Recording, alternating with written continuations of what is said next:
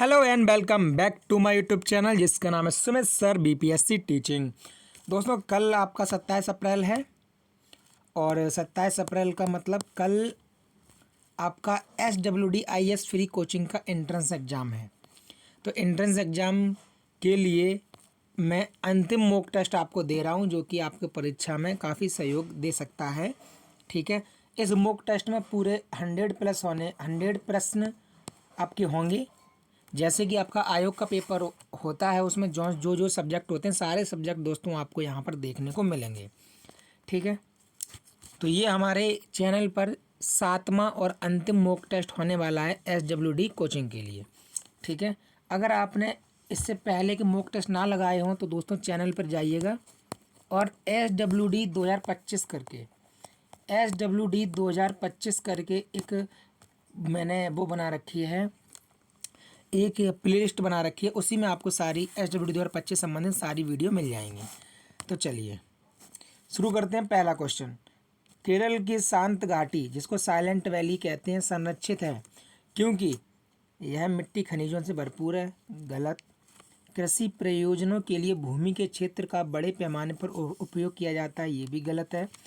पक्षियों की विभिन्न प्रजातियां पाई जाती हैं, ये भी गलत है। दोस्तों सही आंसर क्या हो जाएगा?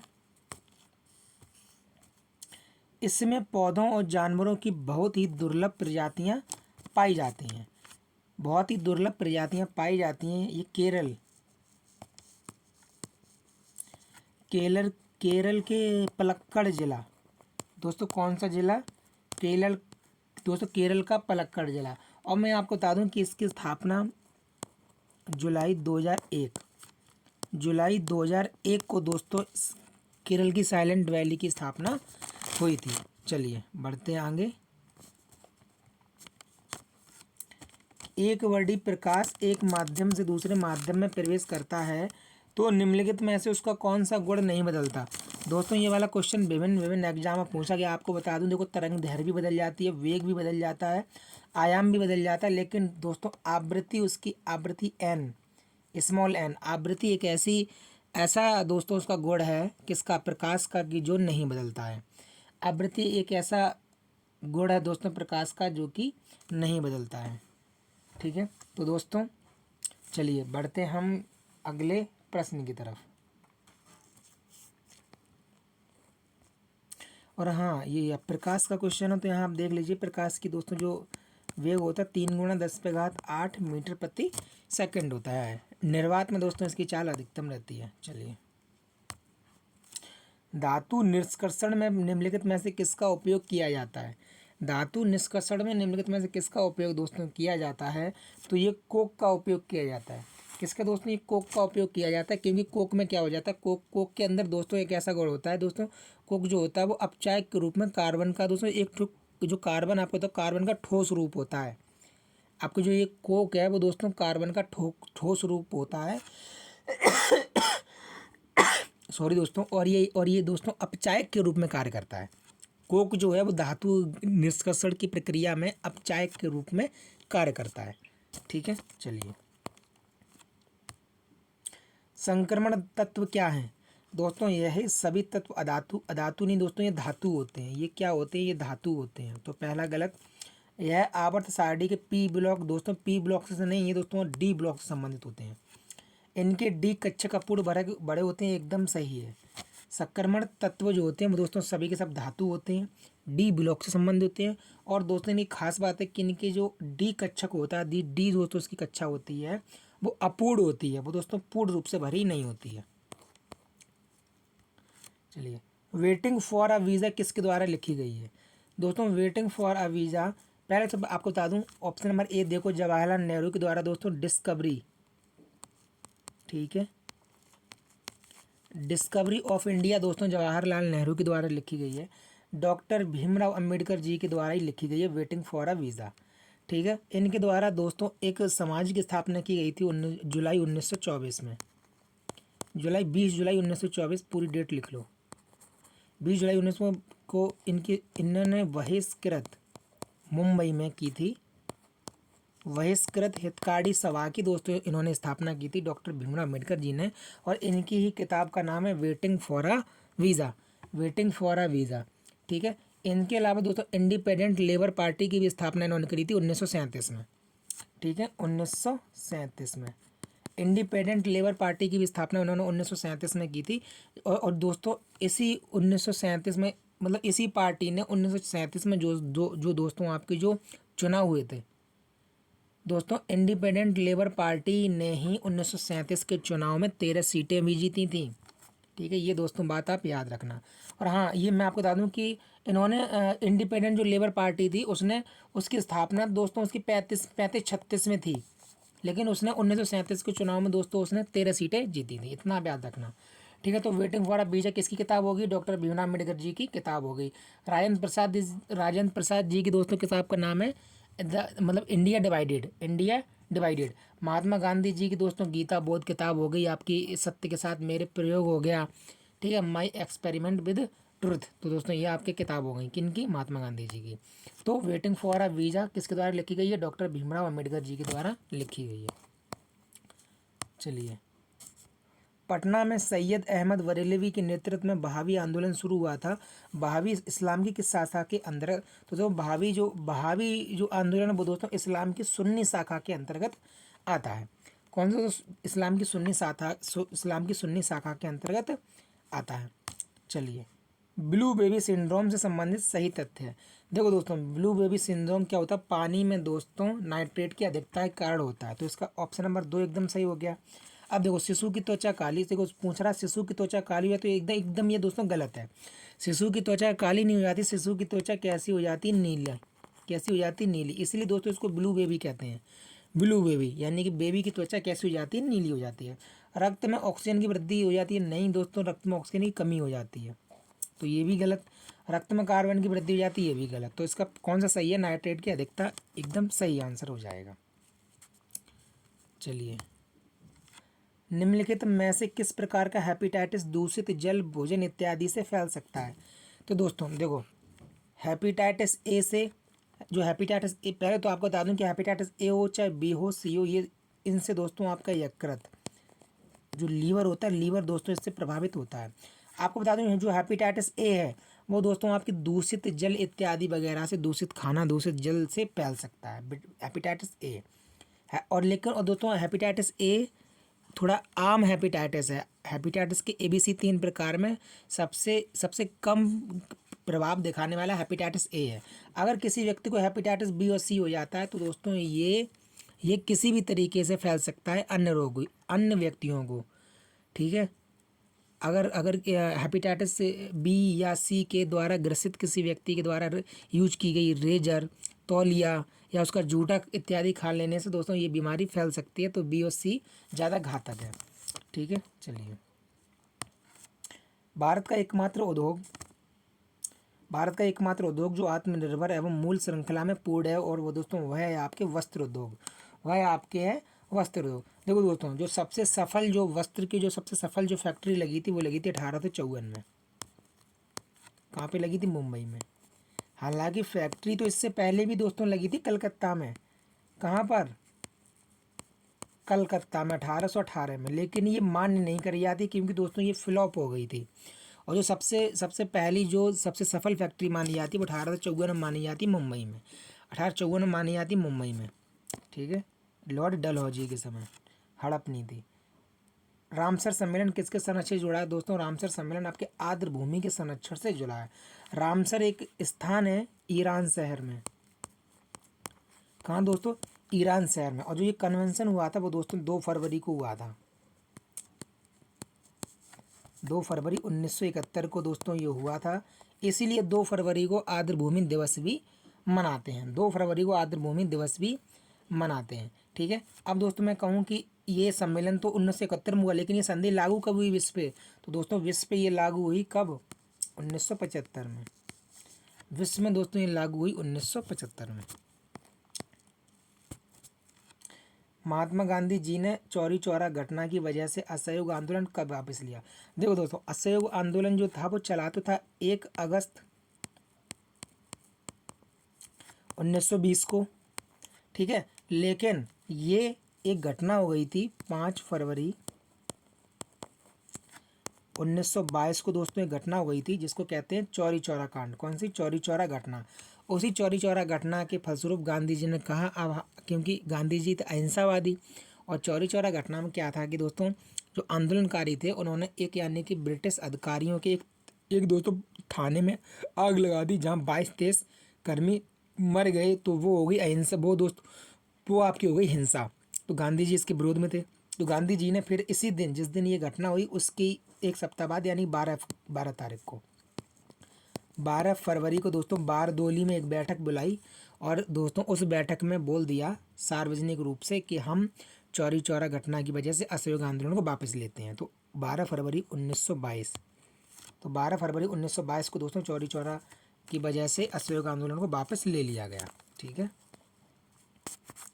भारतेंदु नाट्य अकादमी की स्थापना किस वर्ष हुई? देखो दोस्तों, ये मैंने आपको जो यूपी स्पेशल की जो मैंने वीडियो आपको बताई थी, वो वीडियो दोस्तों आप अच्छे से उस वीडियो को देख लेना। भारतेंदु नाट्य अकादमी की स्थापना किस वर्ष हुई थी? तो दोस्तों ये 1975 में हुई। भारतेंदु, इसकी ट्रिक याद रखना, भारतेंदु, भाग तेंदु आया पीछे पीछे, तेंदु आ गया पीछे, पीछे का मतलब 75, पीछे का मतलब 75। ठीक है। तो भाग तेंदु आया पीछे, पीछे का मतलब तेरे पीछे का। अब देखो दोस्तों, एक होती है संगीत नाट्य अकादमी।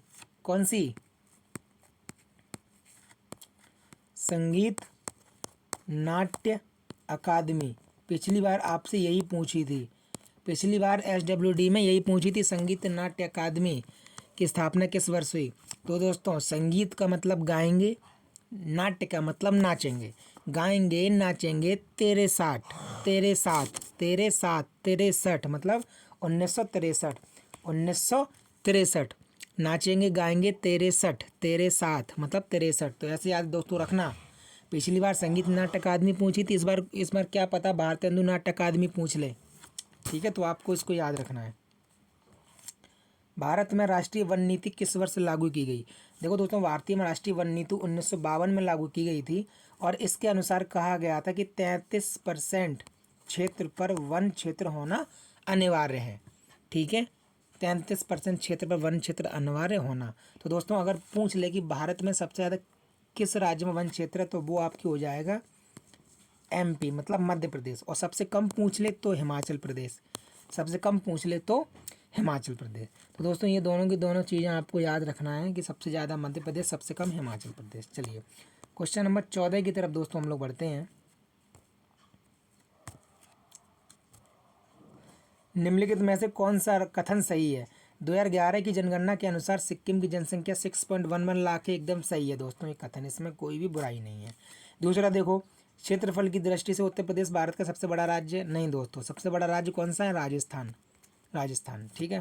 क्षेत्रफल की दृष्टि से भारत का क्षेत्रफल के हिसाब से विश्व के क्षेत्रफल का 2.6% दोस्तों गलत। भारत का जो क्षेत्रफल वो विश्व के क्षेत्रफल का 2.4% है। कितना है? 2.4% है। तो दूसरा गलत, तीसरा गलत। तो दोस्तों सही हो जाएगा पहला, क्योंकि उसने सही ही पूछा है।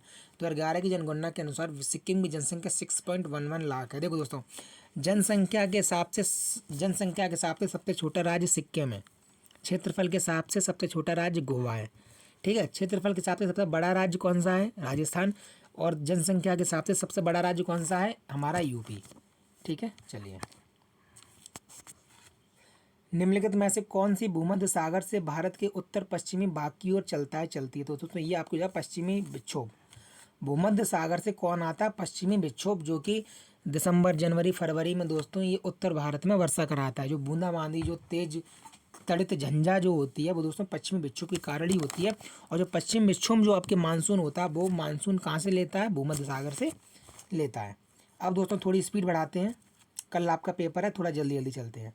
अरब सागर और बंगाल की खाड़ी के अपवाद तंत्र के बीच मुख्य जल विभाजक है।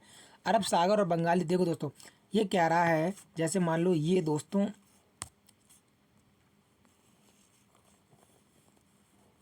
जैसे मान लो ये भारत का नक्शा है, हालांकि बहुत बुरा बना है लेकिन आप समझने के लिए काफ़ी है। कह रहा है अरब सागर और बंगाली खाड़ी। देखो दोस्तों ये हो गया अरब सागर, ये हो गया बंगाली खाड़ी। इसके अपवाद तंत्र, इसका अपवाद तंत्र वो हो गया जो जो नदियाँ दोस्तों इसमें आके गिरती हैं, वही नदियाँ इसका अपवाद तंत्र हो गया। तो कह रहा है कि उन दोनों नदियों को विभाजक करने वाले कौन कौन से इसमें हैं? तो देखो सबसे पहले देखो आपको मैं बता दूं कि जो देखो एक तो आपकी सिंधु नदी ऐसी गई, तो देखो सिंधु नदी, और एक आपके यहाँ पर देखो अरावली, देखो मतलब जो सिंधु नदी गई, सॉरी सिंधु नदी ऊपर से गई, और यहाँ आपकी हो गया अरावली पर्वत श्रेणी। ठीक है, ये आपकी हो गया सह्याद्री, ये हो गया अमरकंटक, और ये हो गया दिल्ली। अब ज़रा मुझे बताओ जो अमरकंटक है, जो अमरकंटक है मध्य प्रदेश में, अमरकंटक से नीचे दोस्तों जो नदियाँ निकलती हैं वो नदियाँ आके कहाँ गिरती हैं, बंगाली खाड़ी में गिरती हैं कि नहीं गिरती ज़्यादातर। और जो इससे ऊपर से नदियाँ हैं वो सीधे जाके कहाँ गिरती हैं, अरब सागर में। तो एक तो सबसे बड़ा आपके देखो आपके जो अमरकंटक की पहाड़ी है वही सबसे बड़ा जल विभाजक हो गई। फिर देखो सह्याद्री भी है, सह्याद्री भी क्या है, जल विभाजक है कि नहीं है, सह्याद्री भी देखो जल विभाजक है। ठीक है, सह्याद्री पर्वत के यहाँ से निकलने वाली नदी मांडवी जाती है अरब सागर में, और सह्याद्री पर्वत से ही थोड़ा इधर थोड़ा पूर्व की साइड से निकलने वाली नदी आपके कहाँ गिरती हैं, जैसे कि आपके कृष्णा हो गई, गोदावरी, उबुआ बंगाली खाड़ी में गिरती हैं। तो अमरकंटक की पहाड़ी और सह्याद्री, ये अरावली, ये दिल्ली, ये सब आपके जल विभाजक क्षेत्र हैं इन दोनों का। I hope you got it. Delhi, Cuttack, Aravalli पर्वत श्रेणी, सह्याद्री, अमरकंटक की पहाड़ियाँ सब आपकी क्या हैं, अरब सागर और बंगाल की खाड़ी के अववाह के क्षेत्र को विभाजित करने वाले क्या हैं, मुख्य जल विभाजक हैं। कौन से? तो दोस्तों 16 नंबर का आपका हो गया ऑप्शन नंबर बी। चलिए बढ़ते हैं आगे। निम्न में से कौन सा यकृत का कार्य नहीं है? देखो दोस्तों यकृत क्या करता है, प्रोटीन को संश्लेषित करता है, एकदम सही बात है। अमोनिया को यूरिया में परिवर्तित करता है, ये भी सही बात है। पित्त रस का स्राव करता है, ये भी सही बात है। लेकिन दोस्तों पूर्ण पाचक रस का स्रावित नहीं करता है। कौन नहीं करता है? यकृत नहीं करता। तो ऑप्शन नंबर सी आपका एकदम सही हो जाएगा। तो दोस्तों आपको अब ये तो पता होना चाहिए कि पूर्ण पाचक रस का स्रावित करता कौन है। ये दोस्तों आपके पैनक्रियाज करती है, अग्नाशय ग्रंथि। कौन करती है? अग्नाशय ग्रंथि। ठीक है, पूर्ण पाचक रस का स्रावित करती है अग्नाशय ग्रंथि। जैसे दोस्तों आपके हो गए एंजाइम, जो पूर्ण पाचक रस क्या होते हैं, एंजाइम होते हैं, लाइपेज, एमाइलेज, ट्रिप्सिन। ठीक है, ये सब क्या होते हैं आपके एमाइलेज, मतलब ये सब क्या होते हैं आपके पूर्ण पाचक रस। निमोनिया रोग में प्रभावित अंग है दोस्तों, निमोनिया रोग में प्रभावित अंग है फेफड़ा। ठीक है, फेफड़ा, ये तो फेफड़ा आपके सही रोग हो गया। आँखों से दोस्तों आपके ट्रैकोमा, ट्रैकोमा इसलिए पूछे जाने की अत्यधिक चांस हैं क्योंकि WHO ने, जिसकी स्थापना 7 अप्रैल 1948 को हुई थी, जेनेवा स्विट्जरलैंड में मुख्यालय इसका, टेड्रोस अधनोम जिसके हेड हैं, तो उसी WHO ने भारत को हाल ही में ट्रैकोमा मुक्त रोग घोषित किया है। ठीक है, आँखों से संबंधित बीमारी है। तंत्र का तंत्र दोस्तों, टिटनेस जब किसी को हो जाती है तो उसमें व्यक्ति का पूरा तंत्र का तंत्र प्रभावित होता है। यकृत, हेपेटाइटिस में, हेपेटाइटिस, हेपेटाइटिस में दोस्तों यकृत रोग क्या होता है, हेपेटाइटिस में यकृत रोग प्रभावी, मतलब हेपेटाइटिस में यकृत दोस्तों प्रभावी हो जाता है। निमोनिया रोग में फेफड़ा। ठीक है दोस्तों, तो जहाँ जहाँ आपको समझाने की ज़रूरत दोस्तों वहाँ वहाँ मैं आपको ज़रूर ही समझा के चल रहा हूँ। वीडियो अगर आपने अभी तक लाइक नहीं किया तो प्लीज़ यार भाई वीडियो को लाइक कर दो, वीडियो को लाइक कर दो, चैनल को सब्सक्राइब कर दो। ठीक है, चलिए चलो दोस्तों आ गए हम लोग रीजनिंग पे। अब यहाँ पे ज़रा देखो, ई से बन गया एफ तो +1 हुआ, फिर एल दूसरे नंबर पे तो एल में +2 करो तो LMN, फिर देखो ई देखो तीसरे नंबर तो ई में +3 करो, +4 करो, +5 करो, तो दोस्तों इसमें यही है +1 +2 +3 +4 यही है, और इसमें कुछ नहीं। तो ज़रा यहाँ करो, ए में अगर +1 करोगे तो ए के बाद आता है बी, एस में करोगे तो एस के बाद आता है TUB, क्योंकि एस में दोस्तों 2 करने हैं ना, तो STU। अब देखो आर में करना हमको 3, तो आर होता है 20 नंबर पे, 20 और 3 23, 23 पे होता है W। ठीक है, इसके बाद दोस्तों आ जाओ आर होता है 18 नंबर पे, 18 और 4 कितने 22, 22 पे आ गया V। ओ होता 15 नंबर पे, तो 15 पे 1 2 3 4 5 ऐड करने हैं, 15 मतलब ओ 5वें नंबर पे 5 ऐड करना है, 15 5 20, 20 का मतलब T। फिर आ जाओ एन होता है 14 नंबर पे, तो 14 और 6 20, 20 का फिर आ गया T। ठीक है, अब देखो ए होता है 1 नंबर पे, तो 1 में 7 जोड़ोगे तो 1 और 7 8, 8 का मतलब H। यहीं से दोस्तों देखो पकड़ में आ जाए, तो VUWVTT, VUWV, तो ये भी नहीं होगा, ये भी नहीं होगा, बचे ये दो, डबल टी के बाद एच, डबल टी के बाद एच, तो ये आपके 19 का ऑप्शन नंबर सी सही हो जाएगा। ठीक है, आई होप आपको सही समझ में आ गया हो। 19 का ऑप्शन नंबर सी दोस्तों एकदम सही समझ में सही पकड़ में आ जाएगा। चलिए देखो, एस को लिखा गया है हैज, यू को लिखा गया है ये कटा हुआ एस डॉलर जो भी समझो, एन को लिखा गया है स्टार। ठीक है, बी को गुणा लिखा गया है, ई को एट लिखा गया है, एन को स्टार लिखा गया है, डी को एंड लिखा गया है। अब दोस्तों जरा देखो, एन को यहाँ भी देखो स्टार लिखा गया है और एन को यहाँ भी स्टार लिखा गया है। अब पूछ रहा है DUNE, यानी कि इसका जो भी कूट होगा उसमें तीसरा अक्षर उसमें स्टार होगा, क्योंकि एन को स्टार लिखा गया है। अब ऑप्शन में सिर्फ एक ही ऐसा ऑप्शन है जिसमें तीसरे नंबर पे स्टार लिखा गया है, तो यही हमारा सही हो जाएगा, 20 का ऑप्शन नंबर बी। ठीक है दोस्तों, 20 का ऑप्शन नंबर बी। चलिए ZEAL, देखो दोस्तों ZEAL को 9, यहाँ पे मैं लिख दूँ आपको, ZEAL को लिखा गया है 9 4 7 6, इसके बाद LAME को लिखा गया है 8 6 9 4। ठीक है, अब देखो इसको कैसे करके करना है। देखो ए यहाँ भी है, ए यहाँ भी है, काट दो। जब हमने इस साइड दो सेम डिजिट काटे हैं, इसका मतलब इस साइड भी हमको दो सेम डिजिट काटने हैं। 6 यहाँ काट दो, 6 यहाँ काट दो, काट दिया। अब देखो एल यहाँ काट दिया, एल यहाँ काट दिया, तो दो तो सेम डिजिट काटे हैं, सेम डिजिट यहाँ भी काट दो। ठीक है, 9 यहाँ काट दो, 9 यहाँ काट दो। ठीक है, अब देखो ई यहाँ भी काटा, ई यहाँ भी काटा, तो सेम यहाँ भी काट दो, 4 यहाँ भी काट दो, 4 यहाँ भी काट दो। अब देखो यहाँ बचा जेड, तो जेड का कूट हो गया 7, क्योंकि यहाँ पे जब बचा जेड यहाँ बचा 7, तो जेड का कूट हो गया 7 और एम का कूट हो गया 8। तो पूछा इसमें एम का कूट पूछा, एम का कूट हो गया 8, एम का कूट हो गया 8। चलिए 5 लड़कियों अनीता, बबीता, छम्मा, धनिया और एरिका की आयु अलग अलग है। चलो ठीक है, तो पहले उनको बना लो। क्या रहा, अनीता केवल धनिया और एरिका से छोटी है, अनीता केवल धनिया और एरिका से छोटी है। तो दोस्तों यहाँ लिख लो अनीता, ये अनीता केवल धनिया और एरिका से छोटी है। मान लो यहाँ कोई धनिया है और यहाँ कोई एरिका है, फिर कह रही है एरिका धनिया से छोटी है, एरिका धनिया से छोटी है, तो इसको बनाओ ऐसे करके।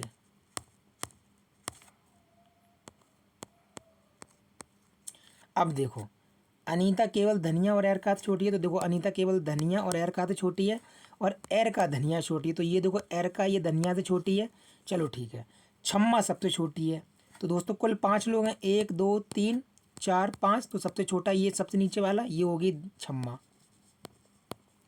अब जाहिर सी बात है कि जब छम्मा यहाँ हो गई है तो चौथी कौन बची इसमें से, ये दूसरे नंबर पे कौन आएगी, नीचे से जो बच गई वही आएगी। तो पूछा है सबसे चौथी सबसे अधिक आयु की, तो सबसे कम आयु की ये, सब फिर उससे बड़ी आयु की ये, उससे बड़ी आयु की अनीता, उससे बड़ी आयु की एरिका।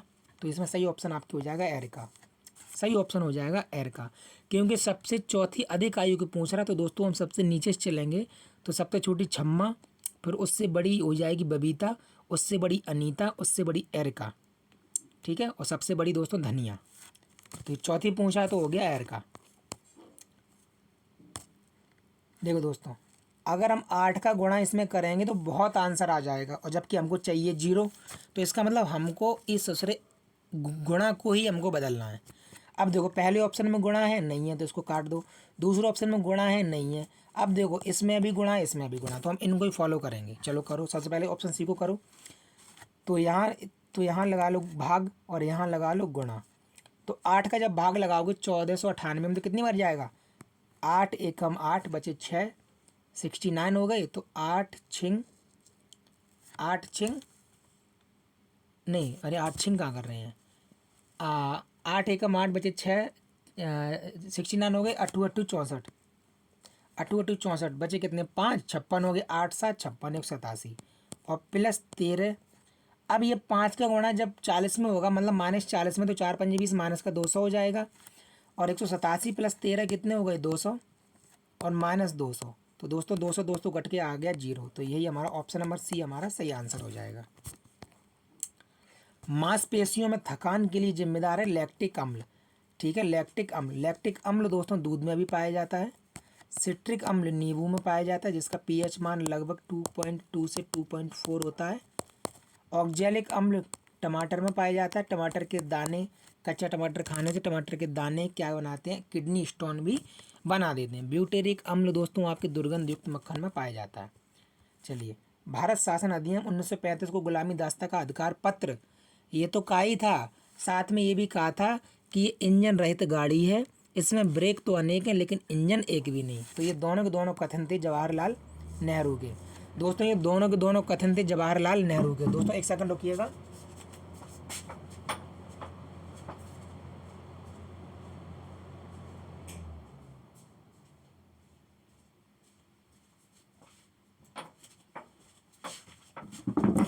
चलिए, तो ये दोनों दोनों दोस्तों ये कथन थे जवाहरलाल नेहरू के। चलिए, और ये 1935 का जो भारत शासन अधिनियम आया था वहीं दोस्तों उसी के लिए बोला था। अखिल भारतीय किसान सभा की स्थापना किस वर्ष हुई? अखिल भारतीय किसान सभा की स्थापना दोस्तों हुई है 1936 में। 1936 में कहाँ पे हुई है? कानपुर में हुई है। 1936 में हुई है कानपुर में। ठीक है, इतना दोस्तों आपको अच्छे से याद रखना। अगर दोस्तों आपको इसकी एग्जैक्ट डेट लिखना है तो एग्जैक्ट डेट भी लिख लो। 11 अप्रैल को हुई थी दोस्तों। 2 फरवरी दिमाग आ रही है वेडलैंड वाली। तो 11 अप्रैल को दोस्तों 11 अप्रैल 1936 किसकी स्थापना हुई थी? कानपुर में। अगर पूछ ले किसने कही थी तो स्वामी सहजानंद ने करी थी। जितना याद आता जाता दोस्तों मैं आपको बताते जाता हूँ।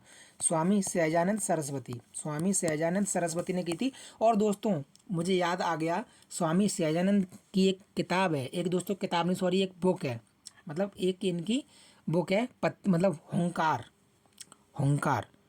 वो दोस्तों इनकी किताब का नाम है हुंकार, जो कि बार बार पूछी गई थी।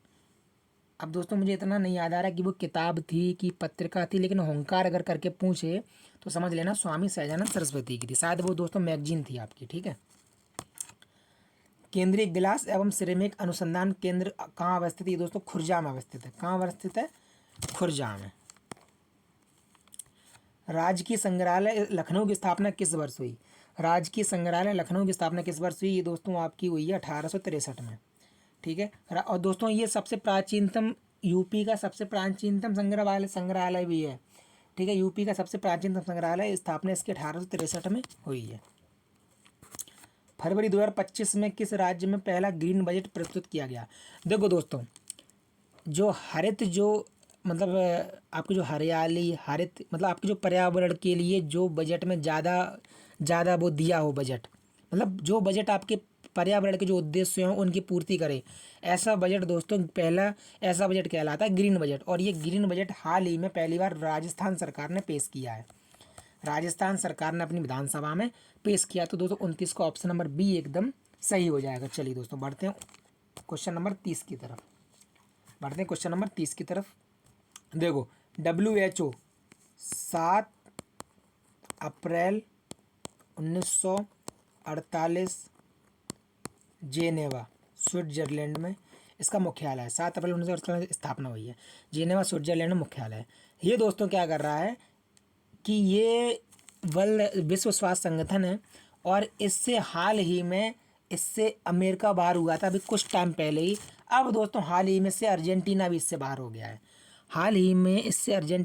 गया है। और इसी WHO ने भारत को अभी मार्च के महीने में ही ट्रैकोमा रोग घोषित किया है, मतलब ट्रैकोमा रोग मुक्त घोषित किया है। ठीक है, ट्रैकोमा रोग मुक्त घोषित किया है। और आपको बता दूं, इसी WHO ने दोस्तों जॉर्डन को कुष्ठ रोग मुक्त घोषित किया है जॉर्डन को। इसके अलावा इसी WHO ने जॉर्जिया को मलेरिया मुक्त रोग घोषित किया है। ये क्वेश्चन पूछेगा, जरूर पूछता है। ग्रामीण क्रिकेट लीग शुरू करने वाला भारत का पहला राज्य कौन बना है? बिहार। बिहार ही ऐसा काम करेगा, ग्रामीण क्रिकेट लीग शुरू कर दी बिहार ने। वृक्क की कार्यात्मक इकाई कौन सी है? ये आपका SWD का प्रीवियस ईयर क्वेश्चन है, नेफ्रॉन। कौन सा? नेफ्रॉन। चलिए थोड़ा स्पीड बढ़ाते हैं। डेक्रियोएडिनाइटिस बीमारी संबंधित दोस्तों, ये भी आपके आँखों से ही संबंधित है। चलिए थोड़ा स्पीड फास्ट करते हैं। इंसुलिन हार्मोन स्रावित होता है कहाँ से? बीटा कोशिकाओं से। पैनक्रियाज अग्नाशय अग्नाशय से पैनक्रियाज की बीटा कोशिकाओं से स्रावित होता है। शतरंज विश्व कप 2025 की मेजबानी कौन सा देश करेगा? दोस्तों ये करेगा प्यारा भारत चीन, वो सॉरी प्यारा हमारा भारत। कौन करेगा? प्यारा भारत करेगा। शतरंज विश्व कप 2025 की मेजबानी कौन सा देश करेगा? प्यारा भारत करेगा। भारत के दोस्तों जो पहले ग्रैंड मास्टर थे वो थे विश्वनाथ आनंद, और दोस्तों वर्तमान में आर प्रज्ञानानंद, डी गुकेश इत्यादि दोस्तों भारत के चर्चित क्या हैं? शतरंज के खिलाड़ी हैं। दोनों सदनों की संयुक्त बैठक की अध्यक्षता किसके द्वारा की जाती है? दोस्तों अभी अभी मैंने आपको बताया कि भारत के पहले जो ग्रैंड मास्टर थे वो थे विश्वनाथन आनंद। उनकी एक किताब है माइंड मास्टर, उनकी किताब है माइंड मास्टर, वो दोस्तों आप अच्छे से उसको रीड कर लेना, वो पूछ लेते हैं। तो दोनों सदनों की संयुक्त बैठक की अध्यक्षता किसके द्वारा की जाती है? दोस्तों भारत के राष्ट्र देखो अगर पूछे अध्यक्षता तो लोकसभा अध्यक्ष के द्वारा ही की जाती है। अगर पूछे कि संयुक्त अधिवेशन जिसका अनुच्छेद 108 में उल्लेख है, ये सबसे बता दूं ऑस्ट्रेलिया से लिया गया है। संयुक्त अधिवेशन ऑस्ट्रेलिया से लिया गया। भारतीय संविधान में अनुच्छेद 108 में इसका प्रावधान है। अगर संयुक्त बैठक बुलाता राष्ट्रपति है, लेकिन उसको अध्यक्षता कौन करता है? लोकसभा अध्यक्ष करता है। चलिए, भारत के संविधान का कौन सा अनुच्छेद संसद के 17वें और विघटन से संबंधित है? 79 में दोस्तों क्या है? सरला मतलब संसद है। 80 में क्या है? राज्यसभा है। और दोस्तों आपके 85 में क्या है? संसद के 17वें और विघटन। 55 में क्या है? राष्ट्रपति के निर्वाचन की रीत क्या होगी? ठीक है, चलिए, निम्नलिखित में से कौन संसद की सबसे बड़ी समिति है? दोस्तों सबसे बड़ी समिति है प्राक्कलन समिति। इसमें 30 लोग होते हैं और सब के सब आपकी लोकसभा से होते हैं। सब के सब दोस्तों आपको लोकसभा से होते हैं। लोक लेखा समिति और सार्वजनिक प्राक्कलन सार्वजनिक उपक्रम समिति में दोनों में दोस्तों 22 मेंबर होते हैं। 22 में से 15 मेंबर लोकसभा से होते हैं, 7 मेंबर राज्यसभा से होते हैं। ठीक है, इतना आपको याद रखना है। उच्च न्यायालय के न्यायाधीश की आयु पर कभी कभी सवाल उठाए जा सकते हैं। उच्च न्यायालय के न्यायाधीश की आयु से संबंधित प्रश्नों पर निर्णय लेने का अधिकार राष्ट्रपति का होता है। किसका होता है? राष्ट्रपति का होता है। चलो, भारत में न्यायिक पुनरावलोकन के आधार क्या है? दोस्तों इसका आधार है कानून द्वारा स्थापित प्रक्रिया। कानून द्वारा स्थापित प्रक्रिया। धुआं ऊपर उठता है क्यों उठता है? क्योंकि गर्म वायु ठंडी वायु की अपेक्षा अधिक हल्की होती है। गर्म वायु ठंडी वायु की अपेक्षा अधिक हल्की होती है। एकदम सही है दोस्तों, क्योंकि ठंडी वायु में आर्द्रता होगी, ह्यूमिडिटी होगी, मतलब उसमें नमी होगी। नमी का मतलब उसमें पानी होगा तो भारी होगी, और गर्म वायु ड्राई होगी तो ड्राई की वजह से तब दोस्तों क्या करेगी? वो ऊपर उठेगी। ठीक है, उस समूह को चुनिए जिसका प्रयोग पुनः चक्रण के पश्चात किया जा सकता है। ठीक है दोस्तों, चलो देखो, कांच की बोतल आपने देखा वो दोस्तों, कबाड़ी लोग घर से कांच की बोतल ले जाते हैं और वो कांच की बोतल मशीन में डाल के दोस्तों उससे दोबारा कांच बना लिया जाता है। स्टील का मग, स्टील एक मेटल है, स्टील इज अ मेटल, उसको दोबारा से उसको पिघला के उससे दोबारा से स्टील बना लिया जाता है। गत्ते का डिब्बा, गत्ते के डिब्बे को दोस्तों दोबारा लुगदी बना के दोबारा उससे गत्ते बना लिए जाते हैं। लोहे की कील है, लोहे तो दोस्तों आ ही जाता है। लेकिन अब मुझे ये बताओ, चादर, समाचार पत्र दोस्तों ऑलरेडी इतना पतला होता है कि उसमें कुछ बचता नहीं है। इसका ऑप्शन नंबर सी दोस्तों इसका एकदम सही हो जाएगा। बैटरी को भी दोबारा करके बैटरी से भी दोबारा बैटरी नहीं बन पाती है। हाँ दोस्तों, लेकिन ये काम हो जाता है कि बैटरी में से जो उसका जो मेटल निकाल के दोबारा यूज में ले लिया जाता है, लेकिन उससे पूरी नहीं बन पाती है। ऑप्शन नंबर दोस्तों इसका सी एकदम सही हो जाएगा। आयोग ने अभी इसका ऑप्शन नंबर सी ही माना था।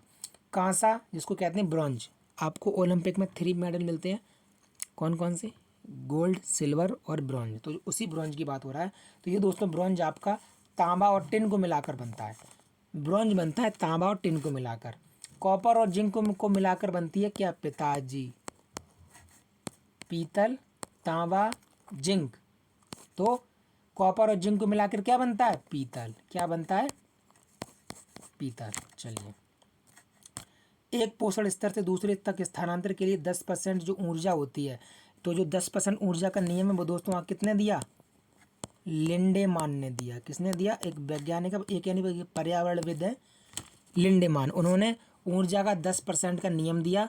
और दोस्तों ये 10% ऊर्जा है वो दोस्तों एक दिशीय होती है, नीचे से ऊपर की ओर चलती है। और ये किस रूप में चलती है? ये दोस्तों आपके रासायनिक रूप में चलती है। किस रूप में चलती है? रासायनिक रूप में चलती है।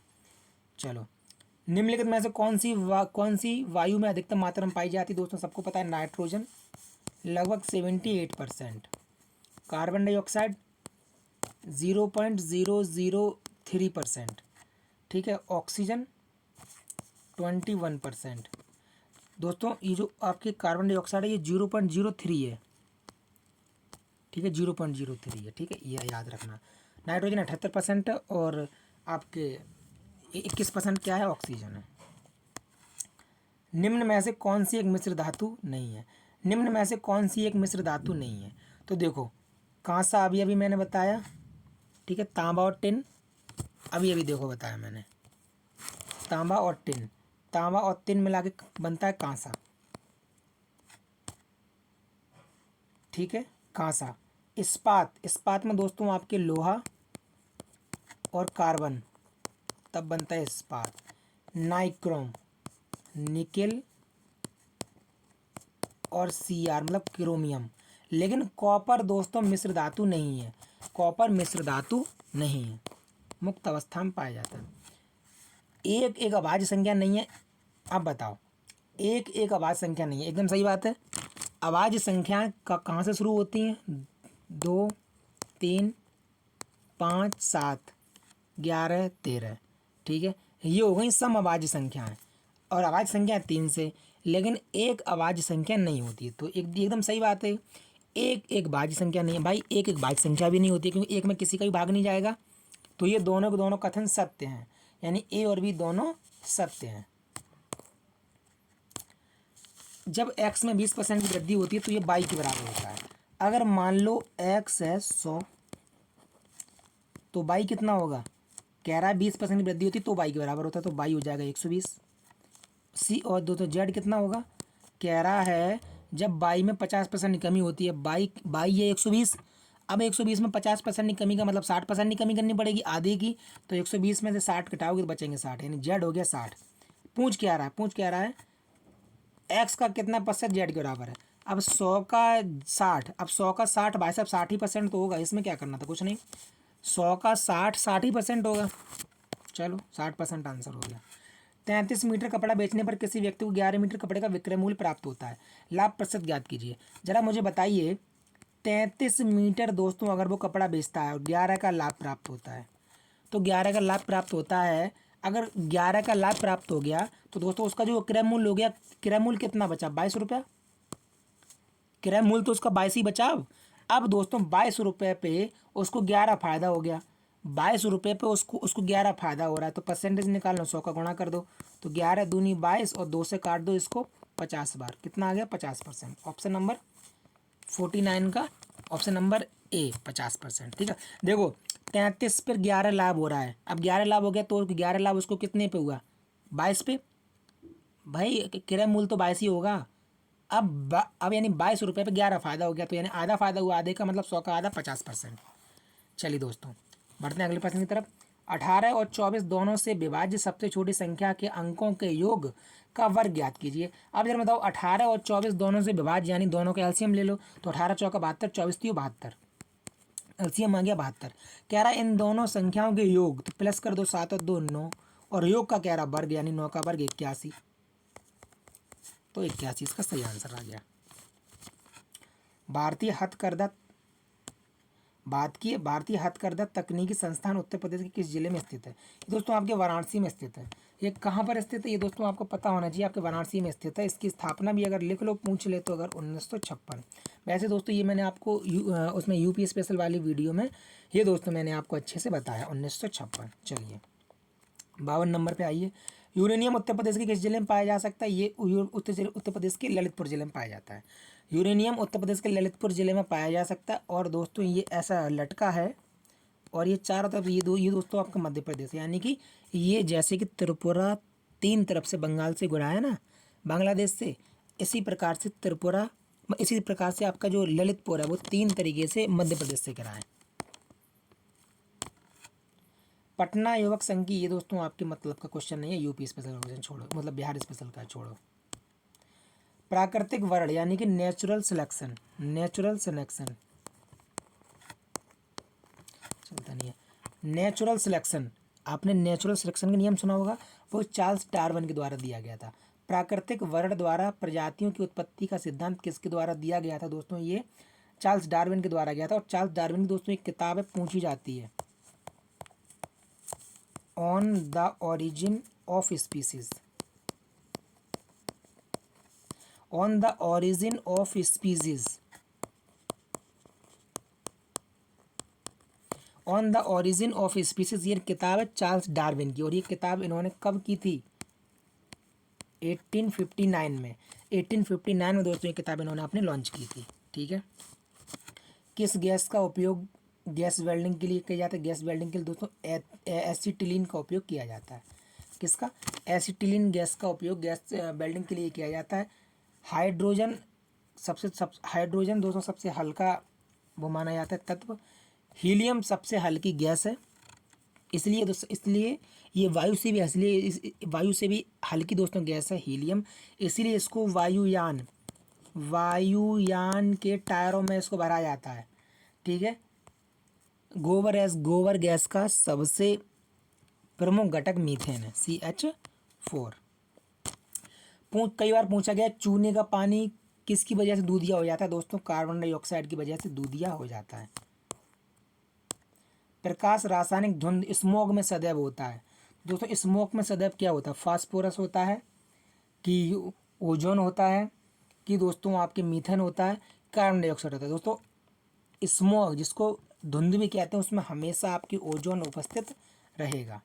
चलिए, पाचन तंत्र के पेशीय थैले को कहा जाता है आमाशय, सॉरी दोस्तों, पाचन तंत्र के पेशीय थैले को यकृत, आमाशय, है ना, बड़ी आंत, छोटी आंत, पाचन तंत्र के पेशी, दोस्तों पेशीय थैले को आमाशय ही आपकी कहेंगे। ठीक है, मैं थोड़ा कंफ्यूज था लेकिन कोई बात नहीं है, आमाशय ही कहेंगे, पाचन तंत्र के पेशीय थैले को आमाशय ही कहेंगे। ठीक है, कोई दिक्कत नहीं है।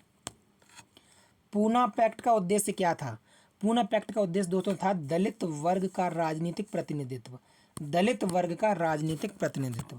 ठीक है, पूना पैक्ट आपके कब हुआ था, 1932 में हुआ था, जब महात्मा गांधी जी पुणे की यरवदा जेल में बंद थे और जो पूजनीय अम्बेडकर जी उनसे मिलने गए थे, तो उनकी जो बातचीत है वही बातचीत दोस्तों पूरा जो एक वो था वही कह रहा था, पूना पैक्ट 1932 में हुआ था ये।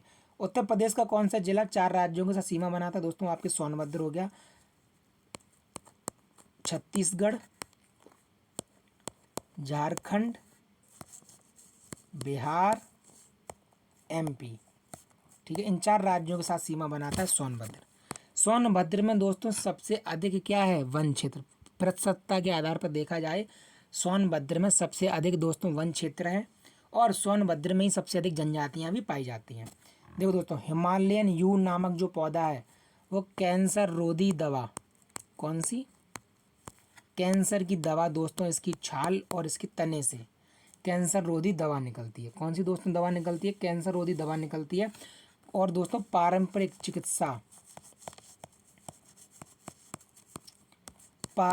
चिकित्सा में इसका प्रयोग होता है। ठीक है, कैंसर रोधी दवा दोस्तों सियोल, जिसका नाम है सियोल, वो निकलती है हिमालयन यू नामक पौधे से, और बेसिकली ये हिमाचल प्रदेश और अरुणाचल प्रदेश में ये पाया जाता है। ठीक है, ये कैंसर रोधी दवा है जो कि कैंसर के इलाज में बिकने वाली विश्व में सबसे ज़्यादा दवाई यही है। निम्नलिखित में से कौन सा भारत में कठोर जाति व्यवस्था के लुप्त होने के मुख्य कारणों के रूप में जाना जा सकता है। देखो दोस्तों, संविधान तथा इसकी आधारभूत संरचना, ठीक है, ये तो है ही, सामाजिक सुधार और आर्थिक विकास कार्यक्रम ये भी है कठोर जाति व्यवस्था को लुप्त करने में। साक्षरता दोस्तों, साक्षरता तो सबसे महत्वपूर्ण है, और शिक्षा विभाग तो उपयुक्त में से एक से अधिक, तो मतलब सभी। निम्नलिखित में से किसका मानना था कि एक साम्यवादी समाज शिक्षक का प्राकृतिक समाज था, ये दोस्तों आपके कार्ल मार्क्स, ये दोस्तों आपके, तो दोस्तों इसका सही आंसर हो जाएगा कार्ल मार्क्स। चलिए, बीजू पहले उत्तर दिशा में 6 किलोमीटर चलता है, मान लो बीजू यहाँ पर है, उत्तर दिशा में 6 किलोमीटर चलता है, ये 6 हो गया। फिर पूर्व दिशा में 8 किलोमीटर चलता है। पूर्व मतलब ये दिशा, तो पूर्व दिशा में 8 किलोमीटर चल गया। तो क्या कह रहा हुआ, आरंभिक बिंदु से कितनी दूर है यहाँ से। अरे ये तो बहुत ईजी है। अगर ये 8 है, ये 6 है, तो ये 10 हो जाएगी। पाइथागोरस प्रमेय से 6 का 36, 8 का 64, बचा हो गया 100, और 100 का वर्गमूल 10, तो 10 किलोमीटर दूर है। 10 किलोमीटर दूर है। ठीक है दोस्तों, ये तो पाइथागोरस प्रमेय था। पोमोलॉजी में फल का अध्ययन किया जाता है, तो एरेक्नोलॉजी में मकड़ी का अध्ययन किया जाता है। इजी था। भारत में 1952 की राष्ट्रीय वन नीति में उल्लेखित देश के कुल भौगोलिक क्षेत्र में वन क्षेत्र का वांछित प्रतिशत 33% होना चाहिए। कितना होना चाहिए? 33% होना चाहिए। ठीक है, तो सबसे ज़्यादा कहाँ पर है? एमपी में, और सबसे कम कहाँ पे? हिमाचल प्रदेश में। ठीक है, हिमाचल प्रदेश में। अरे सॉरी, मैं दोस्तों आपको एक क्वेश्चन में आपको गलत बता गया, यही वाला। मैं हिमाचल प्रदेश दोस्तों आपको गलत बताया। हिमाचल प्रदेश में सबसे कम नहीं है, हरियाणा में सबसे कम है। ठीक है, हरियाणा में दोस्तों सबसे कम है। तो सबसे ज़्यादा उसमें, सबसे ज़्यादा जो क्षेत्रफल है वो मध्य प्रदेश में हो, सबसे कम हरियाणा में। तो दोस्तों आप लोग कमेंट वगैरह मत कीजिएगा मैं वो मुंह से निकल गया था, लेकिन सबसे कम कहाँ पे? हरियाणा में। ठीक है, अब मुझे याद आ गया, मैंने बता दिया आपको। ऊर्जा उत्पादन के लिए कोशिका प्राय किसका उपयोग करती है? ऊर्जा उत्पादन के लिए कोशिका प्राय किसका उपयोग करती है दोस्तों? ये आपके ग्लूकोज का उपयोग करती है। किसका उपयोग करती है? एटीपी के रूप में ऊर्जा बनती है। एटीपी के रूप में ऊर्जा बनती है। और दोस्तों ये अमीनो अम्ल, मानव में, ह्यूमन बॉडी में 20 प्रकार के अमीनो अम्ल पाए जाते हैं। जब मृदा अति क्षारीय हो जाती है और उसमें पौधे नहीं, मतलब बंजर हो जाती है, तो उसमें पौधे नहीं उगते हैं, तब मृदा की गुणवत्ता में सुधार के लिए उसमें क्या मिलाना चाहिए? तब दोस्तों उसमें कार्बनिक पदार्थ मिलाना चाहिए। क्या मिलाना चाहिए? कार्बनिक पदार्थ मिलाना चाहिए। Zinc, phosphate, sulphate, phosphorus, urea मिला लो। नेत्रदान में आँख के किस हिस्से को प्रत्यारोपित किया जाता है? नेत्रदान में कौन सा, मानव का कौन सा हिस्सा दान करते हैं? कॉर्निया। क्या दान करते हैं? कॉर्निया। प्रिज्म द्वारा सफ़ेद प्रकाश के परिक्षेपण में कौन सा रंग अधिक विचलित होता है? देखो दोस्तों, ये आपकी प्रिज्म है। अगर यहाँ से कुछ सफ़ेद प्रकाश डाला जाए तो ये 7 भागों में दोस्तों ऐसे करके बट जाएगा। तो इसकी ट्रिक होती है विबग्योर। सबसे ऊपर क्या है? जो सबसे ऊपर वाली लाइन होती है वही सबसे अधिक विचलित होती है, सबसे नीचे वाली सबसे कम विचलित होगी। तो सबसे ऊपर वाली क्या है? विबग्योर, मतलब वी फॉर वॉयलेट, वॉयलेट का मतलब बैंगनी रंग। सबसे अधिक विचलित होती है वॉयलेट, सबसे कम विचलित होती है रेड। ठीक है, तरंग दैर्घ्य सबसे हाई होती है रेड की, सबसे कम होती है वॉयलेट की। ठीक है, इतना आपको याद रखना है। नीलू 1 रुपये में 2 नींबू बेचती है, यानी 50 पैसे का 1 नींबू बेचती है। ठीक है, 1 रुपये में भाई 2 नींबू बेच रही है, तो 50 पैसे का बेच रही है। और फिर उसने क्या किया? नहीं, खरीदती है। नीलू 1 रुपये में दो नींबू की दर से खरीदती है। ठीक है, यानी 50 पैसे का नींबू खरीदा उसने। अब 3 रुपये में 5 नींबू बेच रही है, यानी कि 60 पैसे का बेच रही है। 3 रुपये का मतलब 300 पैसे, और 300 पैसे में 5 नींबू, 5 छत्तीस, यानी 1 नींबू 60 पैसे का बेच रही है। फायदा कितना कर रही है? 10 पैसे का। कितने रुपए पे कर रही है? 50 पैसे पर। भाई 10 पैसे का फायदा कर रही है कितने पर? 50 रुपये पे, और गुणा 100, तो 10 पंजे 50, और 5 से काट दो, ये कितना? 20 बार, तो 20% का फ़ायदा है उसका। कितने परसेंट का फ़ायदा है? 20% का फ़ायदा है। दोस्तों इस क्वेश्चन में समझने को कुछ नहीं था।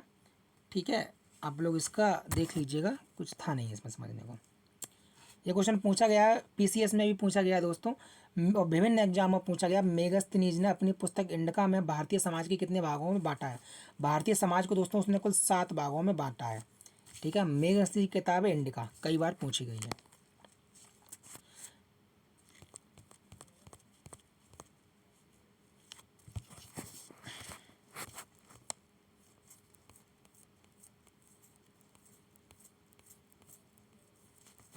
चलो क्वेश्चन नंबर 73 पे आते हैं। पश्चिमी घाट और पूर्वी घाट भारत में निम्नलिखित में से किस स्थान पर मिलते हैं? दोस्तों ये तमिलनाडु में मिलते हैं, नीलगिरी की पहाड़ियों में। यहाँ दोस्तों, यहाँ नीचे तमिलनाडु मिलती है, नीलगिरी की पहाड़ियों में। ब्रिटिश भारत में पहली मतलब ब्रिटिश भारत में पहली महिला स्वतंत्रता सेनानी कौन थी? ये दोस्तों थी आपकी लक्ष्मीबाई। कौन लक्ष्मीबाई? झांसी की रानी लक्ष्मीबाई। कौन? खैर मैं आपको इनके बारे में भी बता दे रहा हूँ दोस्तों। झांसी की रानी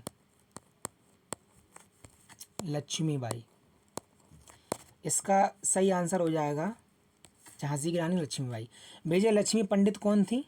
विजय लक्ष्मी पंडित जवाहरलाल नेहरू की सिस्टर थी। कमला देवी चट्टोपाध्याय कौन थी? कमला देवी चट्टोपाध्याय थी जिन्होंने दांडी मार्च में महात्मा गांधी जी को राजी किया कि दांडी मार्च में सिर्फ पुरुषों को ही शामिल मत रखो, महिलाओं को भी शामिल करो। तो महिलाओं को शामिल करने के लिए कमला देवी चट्टोपाध्याय ने ही इनको राजी किया। सरोजिनी नायडू कौन है? इन्होंने कानपुर 1925 के अधिवेशन की अध्यक्षता की आईएनसी के। बेगम हजरत महल कौन है? इन्होंने 1857 की क्रांति में कहाँ से नेतृत्व किया था? लखनऊ से। तो देखो दोस्तों 5 और लोगों के बारे में मैंने आपको बता दिया। देखो बंगाल विभाजन 1905 में हुआ, गदर पार्टी 1913 में, लाला हरदयाल, चौरी चौरा कांड 1922 में हुआ, क्रिप्स मिशन 1942 में आया। तो ये चारों की चारों किससे लगी हैं? आरोही क्रम में लगी हैं। 75 का ऑप्शन नंबर बी। ठीक है। वायुमंडल में उपस्थित कौन सी गैस ग्रीन हाउस प्रभाव का कारण बनती है? दो इसमें ये काट दो। सल्फर डाइऑक्साइड नहीं बनती है, जल वाष्प बनती है, ऑक्सीजन नहीं बनती है, इसको काट दो। तो मेथेन बनती है, जल वाष्प भी बनती है, कार्बन डाइऑक्साइड भी बनती है। ऑप्शन नंबर सी एकदम सही हो गया।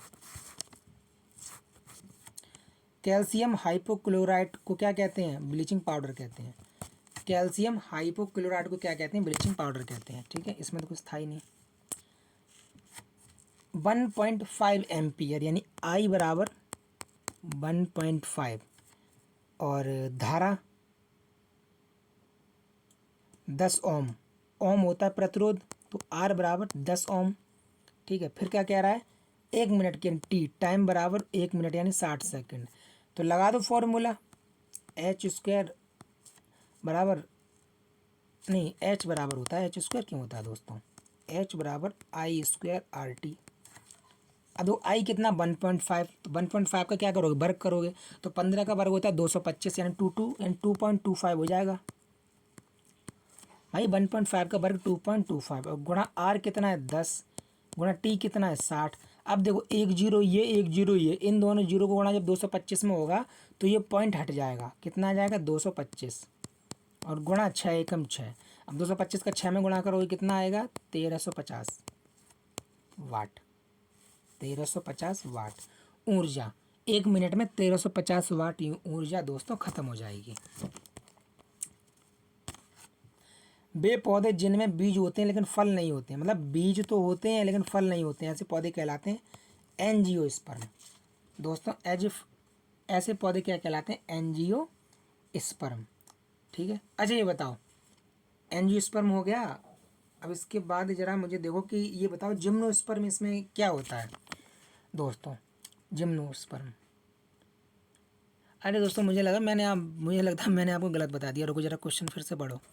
वे पौधे जिनमें बीज होते हैं लेकिन अरे दोस्तों जिनमें बीज तो होते हैं लेकिन फल नहीं होते हैं, ये जिम्नोस्पर्म कहलाते हैं। ये जिम्नोस्पर्म दोस्तों कहलाते हैं। ठीक है, ये क्या कहलाते हैं जी? जिम्नोस्पर्म कहलाते हैं। ठीक है। इस क्वेश्चन में दोस्तों मुझे थोड़ा डाउट हो रहा है, लेकिन चलो इसका जिम्नोस्पर्मी इसका लगाओ क्योंकि ज़्यादातर जिम्नोस्पर्मी हो जाएगा। एंजियोस्पर्म दोस्तों क्या होते हैं? जो कि दोस्तों फूल तो पैदा करते हैं और ये बीज को धारण भी करते हैं। ठीक है, एंजियोस्पर्म क्या करते हैं? फूल पैदा करते हैं। ठीक है, तो 79 का ऑप्शन नंबर बी जिम्नोस्पर्म हो जाएगा। ठीक है। अग्निशामक यंत्र में किस गैस का प्रयोग किया जाता है? अग्निशामक यंत्र दोस्तों एक शीतलक, उसमें शीतलता होती है और जितने भी प्रोडक्ट में शीतलता होती है वहाँ दोस्तों ज़्यादातर आपके कार्बन डाइऑक्साइड गैस जरूर होती है। तो कार्बन डाइऑक्साइड इसका सही आंसर हो जाएगा। अग्निशामक यंत्र में कार्बन डाइऑक्साइड गैस का प्रयोग होता है। जितने भी पेय पदार्थ होते हैं उनमें भी कार्बन डाइऑक्साइड का क्या होता है? प्रयोग होता है। निम्नलिखित में से कौन सा मानव मस्तिष्क का मुख्य सोचने वाला भाग है? ये दोस्तों आपके हो गया प्रमस्तिष्क। ये दोस्तों आपके हो गया प्रमस्तिष्क, इसको कहते हैं सेरिब्रम। इसको दोस्तों हम लोग कहते हैं सेरिब्रम।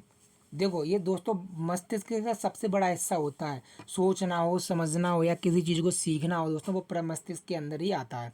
अब जैसे ही आपका होगा पश्च मस्तिष्क, पश्च मस्तिष्क के दोस्तों अंदर आपके मेडुला ऑब्लांगेटा आता है, मेडुला ऑब्लांगेटा आता है। यहीं दोस्तों आपको एक हाइपोथैलेमस भी देखने को मिलता है।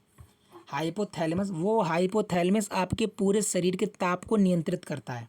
ये क्वेश्चन पूछा गया था कि शरीर के ताप को कौन नियंत्रित करता है, तो हाइपोथैलेमस, याद रखना। एक साधारण उपकरण है जिसका उपयोग या तो विद्युत परपथ को वियोजित करने या इसे पूर्ण करने के लिए किया जाता है। देखो दोस्तों, ये रही बैटरी, ये प्लस का तार, ये माइनस का तार है, यहाँ से गया, बीच में लगा स्विच और ये तार गया और ये तार जाके मान लो ये बल्ब है, ये बल्ब में लग गया तार। अब ये स्विच, अगर इस स्विच को हम कर देंगे ऑन तो ये हमारा हमारा विद्युत परपथ कैसा हो जाएगा, पूर्ण हो जाएगा। अगर कर देंगे ऑफ तो इसका दोस्तों क्या हो जाएगा, तो इसका वियोजित हो जाएगा। वियोजित का मतलब अलग हो जाना। तो ये स्विच होता है, स्विच, वो स्विच हमारे परपथ को पूरा कर देता है, तो हमारी इलेक्ट्रॉनिक जो भी डिवाइस होती है वो काम करने लगती है कि नहीं। तो ये हो गया स्विच। 10 रुपये का, 5 रुपये का आता है, मतलब जिसको हम लोग आम भाषा में चटकनी बोलते हैं, चटकनी। 1925 में भारतीय कम्युनिस्ट पार्टी की स्थापना किस स्थान पर हुई थी, कानपुर में हुई थी। ठीक है दोस्तों, कहाँ हुई थी, कानपुर में आपकी हुई थी 26 दिसंबर को, 26 दिसंबर 1925। विश्व में किन दो देशों के मध्य सबसे लंबी सीमा रेखा, ये तो दोस्तों बच्चे को पता होगा, कनाडा और संयुक्त राज्य अमेरिका। कनाडा और संयुक्त राज्य अमेरिका कितनी दोस्तों किलोमीटर, 8,891 किलोमीटर, इतनी बड़ी 8,891 किलोमीटर। ठीक है। 1974 में भारत द्वारा विस्फोटित प्रथम परमाणु बम दोस्तों स्माइलिंग बुद्धा। तो स्माइलिंग का मतलब मुस्कुराते हुए बुद्धा, स्माइलिंग बुद्धा का मतलब मुस्कुराते हुए बुद्धा। ठीक है। निम्नलिखित में से किन धातुओं को चाकू से काटा जा सकता है दोस्तों, सोडियम, पोटेशियम, लिथियम, इन तीनों को ही चाकू से काटा जा सकता है। भारी जल कहते हैं ड्यूटेरियम ऑक्साइड, D2O। रिएक्टर में दोस्तों मंदक के रूप में इसका प्रयोग होता है। ठीक है, रिएक्टर में मंदक के रूप में इसका प्रयोग होता है, भारी जल D2O। देखो, टेस्टोस्टेरोन और एंड्रोजन ये दोनों मेल हार्मोन है और एस्ट्रोजन फीमेल हार्मोन है। तो उसने पूछा क्या पुरुष हार्मोन पूछा, तो उपयुक्त में से एक से अधिक, ए है और बी है, ये दोनों हैं।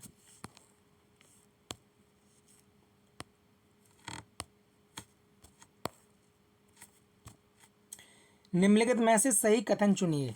गेहूं और घास के पादपों में दोस्तों, अगर आपने गेहूं और घास का दोनों आपने पौधा देखा हो, अगर उनकी जड़ें उखाड़ के देखी हो या पत्ती देखी हो, तब आपको पता चलेगा कि समान प्रकार की जड़ें और पत्तियों पाई जाती हैं, यानी समान प्रकार की जड़ें और पत्तियों के शराब विन्यास भी समान होते हैं। ठीक है, ऑप्शन नंबर बी।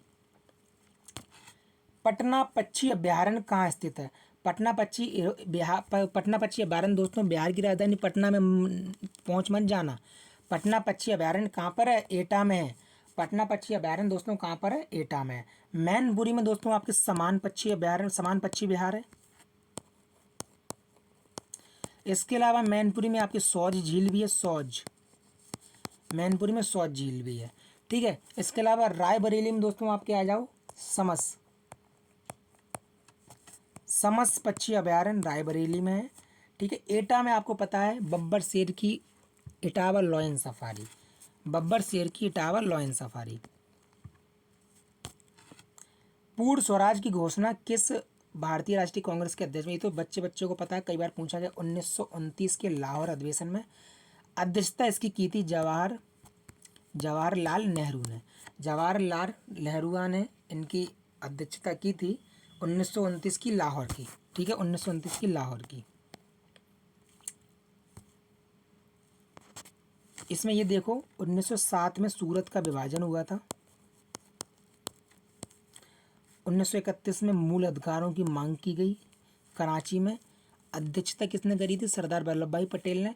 1907 में सूरत रास बिहारी क्या घोष, रास बिहारी घोष ने इसकी अध्यक्षता की थी। और यही क्वेश्चन आपसे पूछा गया था SWD में पिछले साल, यही क्वेश्चन दोस्तों पूछा गया था कि 1907 में 1907 सूरत अधिवेशन की अध्यक्षता किसने करी, तो रास बिहारी घोष ने करी। ठीक है, 1905 की किसने करी, गोपाल कृष्ण गोखले ने करी 1905 की। कौन सा पादप हार्मोन गैस की अवस्था में होता है, ये दोस्तों आपके एथिलीन। एथिलीन एकमात्र पादप हार्मोन है जो गैस की अवस्था में होती है। साइटोकाइनिन क्या करता है, क्या करता है,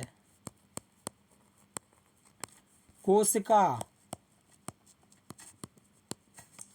विभाजन की दर को तीव्र कर देता है। साइटोकाइनिन कोशिका विभाजन की दर को तीव्र कर देता है। और जिबरेलिन जबरदस्ती पौधे की वृद्धि करवाने के लिए जाना जाता है। एडिसन रोग किस ग्रंथि से संबंधित है, अधिवृक्क ग्रंथि से। एडिसन रोग अधिवृक्क ग्रंथि से संबंधित है। चलिए, श्री हरिश्चंद्र मुखर्जी ने नील विद्रोह का समर्थन अपने किस समाचार पत्र में किया था, द हिंदू पैट्रियट। दोस्तों ये बार बार पूछी गई है, द हिंदू पैट्रियट में। ठीक है, 1853। अब बोलते बोलते दोस्तों मेरा भी मुंह थक रहा है। 1853 में। अब जैसे आपसे ये पूछ ली जाए सर्च लाइट, ये भी पूछी गई है तो इसलिए लिख लो, मुरली मोहन प्रसाद, मुरली मोहन प्रसाद। और ये 1918 में ये लॉन्च हुई थी सर्च लाइट। ठीक है, दो व्रत आंतरिक, एक व्रत ये है और दूसरा व्रत ये है। आंतरिक रूप से क्या कर रहे, टच कर रहे हैं। और इनके क्षेत्रफलों का योग 116 है। अब दोस्तों 116 पाई देखकर ही आपके दिमाग में घंटी बजनी चाहिए कि देखो पाई तो उसने दे ही दिया है, और क्षेत्रफल क्या होता है, पाई आर स्क्वायर। यानी कि क्षेत्रफल क्या होता है, पाई आर स्क्वायर। तो ये जो 116 पाई है, 116 है, वो दोनों वर्गों का क्या होगा, मिला मेल होगा।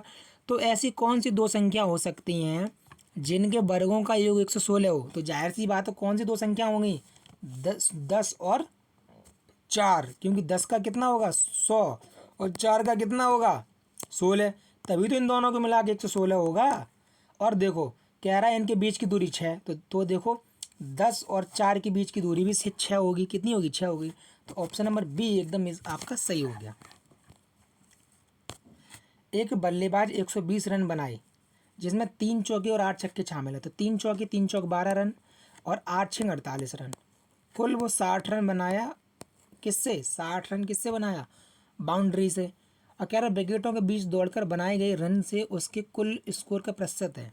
अब उसका कुल स्कोर तो 120 रन है, और विकेटों के बीच दौड़कर कितने बनाएगा, जब 60 बाउंड्री से बनाए उसने, तो विकेटों के बीच दौड़कर कितने बनाए, 40।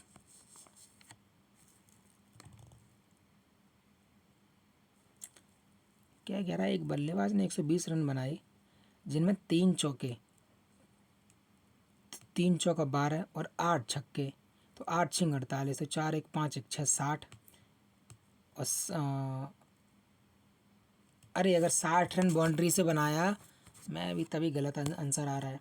अगर 120 रन में से 60 रन बाउंड्री से बनाया, तो दोस्तों 60 रन वो दौड़ के भी बनाया होगा। तो कह रहा है कि जो दौड़ के बनाए रन हैं उनसे कुल रन का प्रतिशत क्या है, तो 60 का 120 से 60 का प्रतिशत क्या होगा, 50%। भाई 60 120 का 50% ही तो है, 50% होगा। यदि सी को डी से 1000 अधिक मिलते हैं, तो देखो सी कितना है 4 और डी कितना है 3।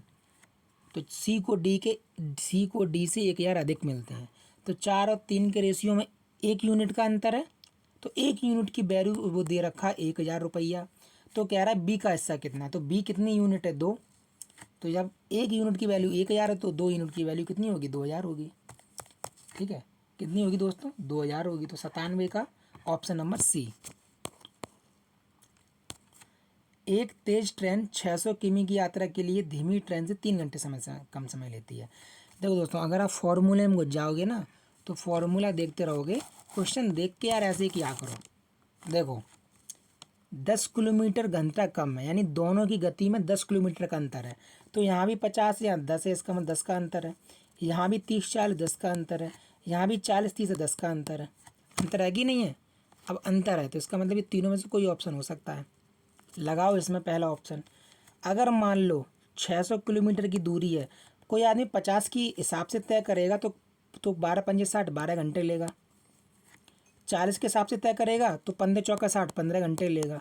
अब ज़रा मुझे बताओ, देखो दोनों की स्पीड में 10 किलोमीटर का तो अंतर है ही, और दोनों 3 घंटे कम ले रहे हैं, एक दूसरे से 3 घंटा कम ले रहा है, तो हमारा ऑप्शन नंबर एक ही हमारा सही हो जाएगा।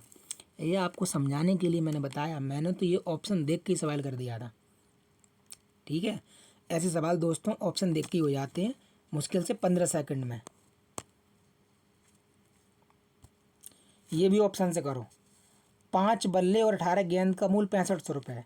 अगर हम 5 बल्ले और 18 गेंद का मूल 6500 रुपये, और अगर हम इसमें पहला ऑप्शन अगर हम फिलअप करें तो 5 बल्ले, अगर हम एक बल्ले की कीमत 850 रुपये मान रहे हैं तो 5 बल्ले की कीमत 850, और प्लस 18 गेंद का मूल 125, गुणा करके देखो क्या 6500 आ रहा है क्या।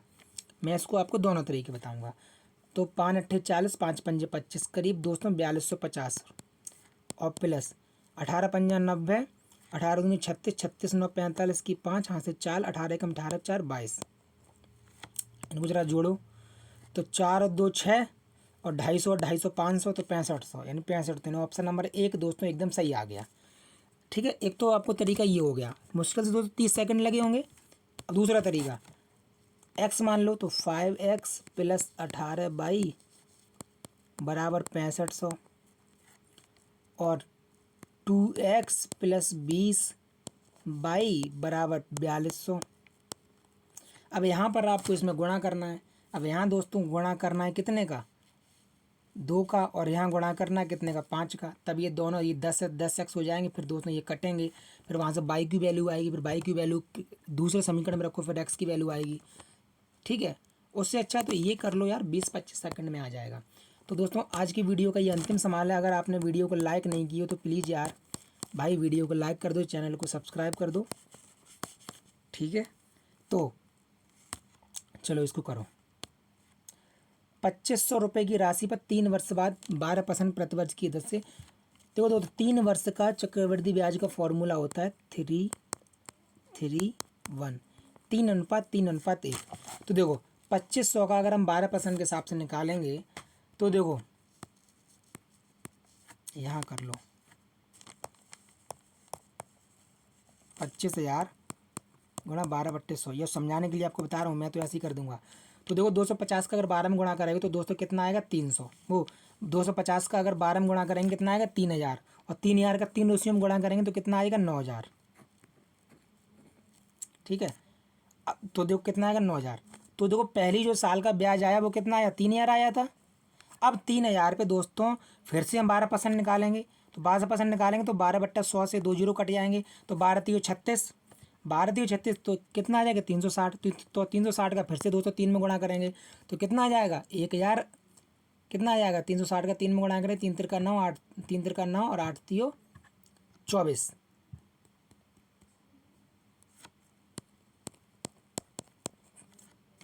3×3=9, 6×3=18, यानी 1080। तो कितना आ गया, 1080 आ गया। अब देखो जो ये 360 आया, इस 360 का भी 12% निकालोगे तो देखो 360 का 10% कितना हो गया, 36 हो गया। 10% 36 हो गया, और देखो 2% कितना हो जाएगा, 3.6 गुणा 3.6, 36 दूनी 72 हैं, 7 रुपये। तो कितना हो जाएगा, 36 और 7 करीब 43 रुपया। अब देखो 9,000, 1080 और 43 को जोड़ दोगे तो 10,123 करीब आंसर आएगा। तो इसका ऑप्शन नंबर एक एकदम सही हो जाएगा। ऑप्शन नंबर एक दोस्तों इसका एकदम सही हो जाएगा। एक तो इसका ये तरीका है 3:1 के रेशियो में करके, एक इसका देखो इस तरीके को और मैं थोड़ा सही से समझा, एक इसका ये भी तरीका है। 25,000 गुणा 12/100 गुणा 12/100 112 है। ठीक है, 25,000 गुणा 112/100 गुणा 112/100 गुणा 112/100, तो ये टोटल आपका आ जाएगा कुल मूलधन। और मूलधन में से अगर आप यही 2500 घटा देंगे, ये 25,000 सॉरी, अगर मूलधन में से दोस्तों यही अगर आप 25,000 घटा देंगे, कितना 25,000, तो आपका ब्याज आ जाएगा। तो आपका दोस्तों ब्याज आ जाएगा। ठीक है। तो एक तो दोस्तों ये तरीका है चक्रवृद्धि ब्याज निकालने का, आप इसको ऐसे भी कर सकते हो।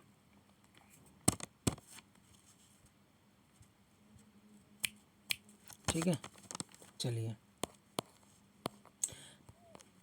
इसको, और इसको देखो, जैसे कि आपका जो 25,000 है,